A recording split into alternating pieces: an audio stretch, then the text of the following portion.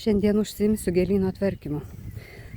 Kadangi pavasarį ir taip visokių darbų labai daug, gėlynas kartais tampa toksai apleistas šiek tiek. Daug jau augalų yra peržydėjusių, priaugę piktžolių, tai pereisiu ir viską aptvarkysiu. Pradėjau nuo levandų, kurių vis dar nesutvarkiau, vis dar neišgenėjus buvau šitų sudžiūvusių šakų. Štai taip atrodo vienas krūmelis, kurį jau aptvarkiau. Labai daug naujų atžalų leidžia iš vidaus, iš vidurio krūmo. Šiek tiek sumažinau kupenų krūmelius, nes jos čia labai stipriai jau išaugę ir gula ant levandų, štai šitų, kur irgi trukdo joms truputėlį augti.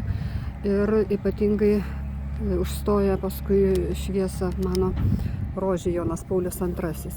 Šiaip kupenos man labai patinka, labai gražiai dekoratyviai atrodo, labai faktūriškos, bet tenka man iškirpti keletą vatauglių, kurie gula visiškai jau ant rožės. Bet noriu pasakyti, kad kupenos labai gerai laikosi nuskintos. Jos ilgai išlaiko savo žalią spalvą, labai gražiai atrodo, galima pasidaryti labai gražias puokštes iš jų. Kadangi gėlyno tvarkymo procesą jau įtraukiau ir jūs, tai papasakosiu dar apie kitus augalus, apie kuriuos nieko dar buvau neužsiminus iki šiol, nes jie buvo nebe dekoratyvus, jau nužydėję, bet kurių mano gėlynė yra dar pakankamai daug. Štai čia, po šitą kupeną, auga dar vienas įdomus augalas, kuris vadinasi paukštpienė. Gana anksti pavasarį pradeda leisti lapus, tie lapai tokie gana ilgi. Iš pradžių stovi gražus, paskui išgula ir jau kai ima gulti šitie lapai, galite tikėtis pasirodant žiedų. Paukštpienių žiedai yra labai gražus, labai balti, ant tokių trumpų kotelių, bet reikia žinoti, kad jie žydi nelabai ilgai ir paskui gali labai smarkiai prisisėti, jeigu jūs šitų žiedų laiku nenuskinsite. Čia yra svogūniniai šitie augalai, jie taip pat dauginasi ir svogūnais, išplinta svogūnais. Jeigu jūs nepasisaugosit ir kur nors jų primėtysit, tai turėsit tada šito augalo daug ir ten, kur nelabai ir norite. Rožės jau sukrovė pumpurus, pati pirmoji pas mane pražysta Andžela. Štai taip jinai dabar atrodo. Neaukšta pas mane jinai auga, šiaip jau Andžela būna gana nemažas krūmas, bet kadangi kiekvieną žiemą jinai posti prie apšalo, nors ir nėra labai jautri šalčiam, bet kažkaip man ją kiekvieną pavasarį tenka nukirpti iki apačios. Tai pas mane tokio didelio krūmo ir nėra. Čia apačioje jos auga citrininis čiobrelis. Štai taip jisai gražiai atrodo. Turi tokią geltoną spalvą ant lapelių ir birželio mėnesį žydi gražiais violetiniais žiedeliais. Kupeną iš kitos pusės taip pat išroviau šiek tiek, kad netrukdytų kitai mano levandai. Ir štai taip gana nemažai paaugo šermukšnelapė lanksvūnė. Šiemet jinai labai ilgai yra marga. Man atrodo, ankstesniais metais tokiu laiku jau jinai būdavo žalia. O štai taip atrodo tie lapeliai, kurie gauna mažiau saulės, jie žali. Paskui jie pasidarys tokie žali visi. Na štai šitą nedidelį gabaliuką sutvarkiau. Beje, netrukus jau ims žydėti sibiriniai irisai. Štai čia jie pas mane pasodinti. Čia dar yra uolaskelė, kuri žydi labai gražiais mažais žiedeliais. Ir apskritai šitame nedidelėme plotelyje yra gana daug augalų, nes aš, kaip minėjau, mėgstu užpildytus gėlynus. Užpildytus gėlynus labai lengva prižiūrėti. Reikia tik tais apkarpyti peraugusius augalus, o ravėjimas yra išvis paprastas, nes piktžolių čia auga labai mažai. kraštelį aptvarkiau, kaip tvarkyti gėlyno kraštą. Esu sukūrusi atskirą video ir nuorodą jums įdėsiu. Apačioje aprašyme galėsite įeiti ir pasižiūrėti video. O kiek čia yra augalų ir pasodinta ir kokie jie yra, aš pasakysiu tada, kai pabaigsiu tvarkyti gėlyną. Tiesą sakant, ir pati nežinau. Suskaičiuosiu ir pasakysiu, kokie tai augalai ir kiek jų iš viso yra. Persikrausčiau kitą gėlyno pusę už namelio ir tvarkysiu dabar čia. Noriu parodyti, kaip žydi alyva. Čia yra tokia nedidelė alyva, jinai gana tokia apsususi yra, bet aš nieko prieš, nes jinai man čia didelė labai ir nereikalinga. Žiedeliai jos štai tokie, šiemet žydi skurdokai, bet aš esu įskiepijusi kitą veislę, kuri labai panaši į šitą, tik tais yra pilna vidurė. Štai kaip gražiai jinai atrodo. Kokios didelės kekės. Labai didelės kekės. Ir vat visa šita šaka, vat nuo šitos vietos yra įskiepyta. Skiepyti galima ne tik tais vaismedžius, bet ir įvairius dekoratyvinius augalus. Štai čia yra jos originalūs žiedeliai, o štai čia yra įskiepyti. Dar prieš pradedant dirbti parodysiu jums, kaip atželinėja kukmedžiai. Aš juos vadinu nuograužomis, nes labai apgriaužti buvo stirnų. Tai 3 kukmedžiai yra, kurie buvo smarkiai nukentėję nuo stirnų pavasarį. Šitas labai gražiai atželia, kaip minėjau, viskas su juo gerai bus, nes labai daug ūgliukų naujų, labai tankiai jų priaugę, viskas bus gerai. Kukmedis Vojtek irgi neblogai atrodo. Kiek jisai gali toksai neblogai atrodyti, va štai čia ir viršūnėlėje yra labai daug naujų ūgliukų.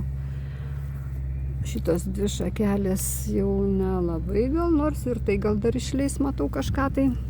Čia, bet apačioje aišku, viskas be ko, štai čia ūgliukai.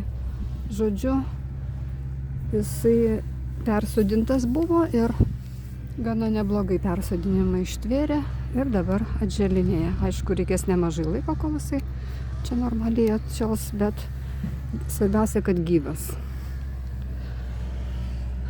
Taip, na ir dar vienas mano vargšelis, kuris vis dėlto atželia irgi. Štai šita šaka gana gerai atželia, jisai auga geltonais spygliukais naujais, paskui truputėlį žalesnis būna. Bet pati viršūnėlė irgi matau, kad leidžia ūgliukus. Šita šakelė šita, bet šitas 3 šakos yra abejotinos. Šita ir dar šita. Nežinau, ar atsigaus ar ne, kol kas gyvybės ženklų nerodo, bet ir nėra visiškai numirę. Dar šitie maži ūgliukai, jie dar palyginus požaliai tokie. Na, o puskiparisis bulvart, tai kaip buvo, toksai ir liko. Dar jam, matyt, neprasidėjus normali vegetacija, žiūrėsiu, kaip jisai atrodys vėliau. Kągi, einu ravėti savo šito gėlyno, nes priaugė labai daug visokių nereikalingų žolyčių. Teks viską išpešioti. Na štai, pabaigiau ravėti šitą gėlyno dalį.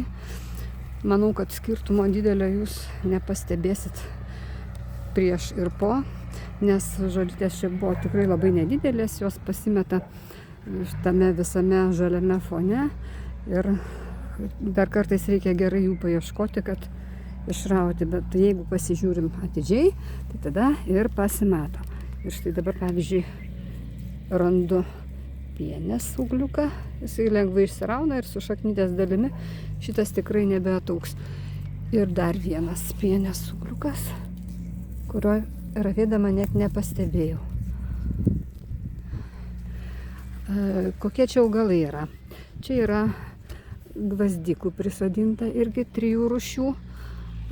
Štai ten viena rūšis, čia kita. Vieni balti, kiti šiek tiek rausvi, dabar nebeatsimenu kurie. Ir va čia va yra 3 rūšis. Yra tokie ryškiai rūžavi. Man šita spalva per ryški, čia man nelabai patinka, bet kai kas man nelabai leidžia iš čia jų pašalinti. Manau, kad laikui bėgant aš vis tiek padarysiu savo. Dar čia yra uolaskelės, tokios pačios, perkūnropių yra, šilokų įvairių rūšių, katilėlių. Katilėliai čia yra balti. Čia dar auga ir kitokios uolaskelės. Štai čia, va ten vabaluoja irgi tos uolaskelės. Šitos uolaskelės nemėgsta saulės. Todėl jos va auga šitoje vietoje. Va ten dar balta irgi. Štai čia. Čia dar auga melsvai žydinčios tokios ramunėlės, parašysiu kaip vadinasi, nebepamenu. Našlaitės prisisėja, aš jų neišraunu. Nepasakysiu, kad man jos labai patinka, bet ir netrukdo kaip ir. Kai nusibos, aš jų tiesiog atsikratysiu, o dabar, kol dar neapsisprendžiau, ar man čia jų reikia ar ne, tai taip ir laikau. Čia viksvą pasodinau pernai, kuri nežinau, ar tokioje vietoje augs ar ne, nes vis dėlto čia saulės jai yra mažai. Taip pat pernai išsodinau dekoratyvinių česnakų šiek tiek. Iš tų didesnių augalų jūs jau visus turbūt žinote, aš esu apie juos pasakojus. Taip, kas čia dar? Paparčiai. Kažkada prieš 3 gal metus atsinešiau, sugalvojau, kad man reikia paparčių. Iš miškelio pasikasiau, gražus tokie atrodė. Ačiū Dievui, sodinau į vazonus. Ir nelabai jie čia neaugo ir pamiršau. Šiemet kažkaip tai jie buvo iškasti, kadangi čia persodinimo darbai vyko. Iškasiau aš juos ir palikau. Jie čia visai atželinė, nežinau, ką su jais darysiu. Turbūt reikės į tą patį mišką grąžinti. Ir dar va čia auga gana nemažas plotas, neatsimenu kaip jos vadinasi dabar, parašysiu. Tai va, tai tiek ir tų augalų, ir dar yra šilokų, jis iki galo gilina, kad šitos dalies yra dar šilokų įvairių rūšių. Šitus raudonus tai norėčiau panaikinti, bet neįmanoma, jau kai pasakojau apie šilokus, rodžiau, kad jų neįmanoma išrauti. Jeigu va tokį va patempi ir išsirauna jisai su šaknytėm ta dalis, tai šitų niekaip, jie va nutrūksta ir viskas. Ir šitą visą storą kilimą reikia tiesiog nuimti su kastuvu. Ir va čia jisai visur išsiplėtęs buvo, jisai ir kitoje vietoje, bet aš kitur panaikinau.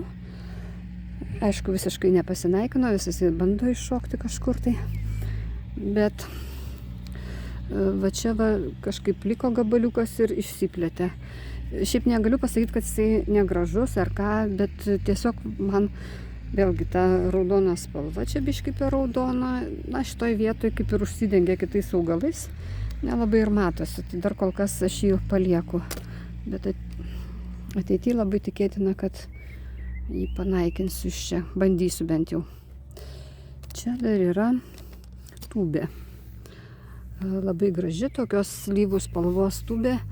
Jinai pagrindinis jos augalas auga tenai toliau prie rožių, o čia yra sodinukas. Jeigu jūs, pavyzdžiui, įsigijate tūbės sodinuką, tai kai jisai paauga kupsteliu tokiu didesniu, galite jį lengvai atkirsti dalį ir pasisodinti. Gerai įsišaknyja, bet nepasakyčiau, kad jos pas mane gerai auga. Kažkodėl tai paprasčiai žydė, neužauga pakankamai aukštos, nebūna pakankamai tvirtos ir kažkaip nežinau, lyg ir nereikia jų labai tręšti, tai šiek tiek patrešus, manau, kad gal per mažai jos jėgos turi, na, žodžiu, kažkaip taip truputėlį man su jomis dar nesiseka sugyventi gerai. Ir dar noriu parodyti, kaip atrodo uolaskėlės, kurios auga štai prie šitos vijoklinės rožės. Šitos rožės aš netrešiu praktiškai, tik tais retkarčiais paleistų parauginto žolės, tokių raugų praskiestų. Bet matyt, to užtenka, kad šalia esantis augalai labai smarkiai bujotų. Labai gražu man, kai žydi šitas uolaskėlės, jau sakiau. Ir dabar pažiūrėkim, štai taip jos atrodo toliau nuo rožės. O tai yra tokio dydžio rozetės. Na, paimsiu vieną ir nuskinsiu. Čia tokia ne pačia dar mažiausia. Išrausiu, štai. O va čia, jeigu paisime 20 cm į šoną, čia kur auga rožė, pažiūrėkite, koks skirtumas. Štai. Čia va šita, va visa, nežinau net kaip parodėt, va štai tokia va didžiulė. Čia šita dar didesnė. Štai kokio dydžio. Ir va šita va. Na, labai mėgsta šitą natūralią trąšą, šitas uolaskėlės. Reikės jas palaistyti tenai prie rožės Jonas Paulius II, kur auga, jos tokios ten skurdokos. Taip, su šitu gabaliuku irgi baigiau. Liko tik tais dar 2 kart tiek, kiek nuravėjau. Štai iki pat galo. Šiandien tikrai nespėsiu visko padaryti. Pabaigsiu rytoj. Kaip žadėjau video pradžioje, pateikiu sąrašą augalų rūšių, kurie auga gėlynėlyje prie terasos. Iš viso suskaičiavau 14.